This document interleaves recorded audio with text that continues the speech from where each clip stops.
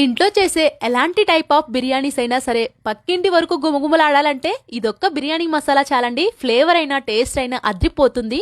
ముందుగా ప్యాన్ లోకి 1/2 కప్పు ధనియాలు, 1 స్పూన్ దాల్చిన చెక్క, 1 స్పూన్ లవంగాలు, 5 మరాఠీ మొగ్గలు, 5 అనాస పువ్వులు, అలానే 5 బ్లాక్ ఎలాచి, 6 గ్రీన్ ఎలాచి, 1 స్పూన్ మిరియాలు, 4 జాపత్రి కూడా వేసుకోండి. అలానే జాజికాయలో సగం ముక్క కూడా వేసుకోవాలి. 1/2 స్పూన్ సోంపు, 1/2 స్పూన్ జీలకర్ర, 1 స్పూన్ వరకు షాజీరా కూడా వేసుకోండి.